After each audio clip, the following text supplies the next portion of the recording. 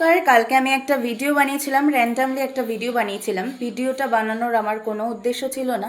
হঠাৎ করে আমি প্রতিবাদী টুম্পা ওনার একটা ভিডিও দেখতে পাই, যেখানে উনি বাচ্চাদের রেজাল্ট সেলিব্রেশনের কথাটা বলছিলেন, আর বলছিলেন যারা আন্দোলন করছেন তারা হচ্ছে দেশদ্রোহী। ওই দেশদ্রোহী ওয়ার্ডটা যদি উনি না বলতেন আমি কিচ্ছু বলতাম না।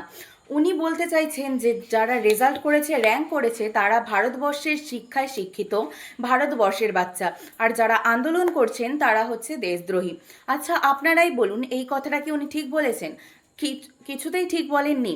কারণ ওখানে যারা স্টুডেন্টরা আন্দোলন করছে, ওখানে কোনো রাজনৈতিক আন্দোলন হচ্ছে না। আমি কোনো রাজনৈতিক দলের সাপোর্টে নই, আমি কোনো দল সম্পর্কেও বলিনি। আমি শুধু বলতে চেয়েছিলাম কি, ওখানে যারা আন্দোলন করছে পিসফুলি আন্দোলন করছিল।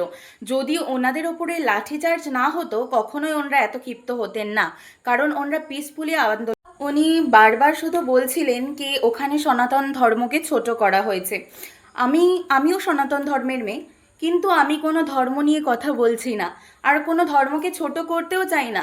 কারণ ওখানে হিন্দু, মুসলমান, বৌদ্ধ, খ্রিস্টান সবাই রয়েছে। আমরা সবাই ভারতবর্ষের মানুষ। আমরা ভারতবর্ষের শিক্ষা ব্যবস্থাকে ঠিক করার জন্য বলেছি, আর ঠিক করার জন্যই এই আন্দোলনটা রয়েছে। তারপরেও উনি যেই ভিডিওগুলো বানাচ্ছেন সেটা কখনোই সমর্থন করা যায় না। তাই আমি ভিডিওর উত্তরে এই ভিডিওটা করেছিলাম। নমস্কার।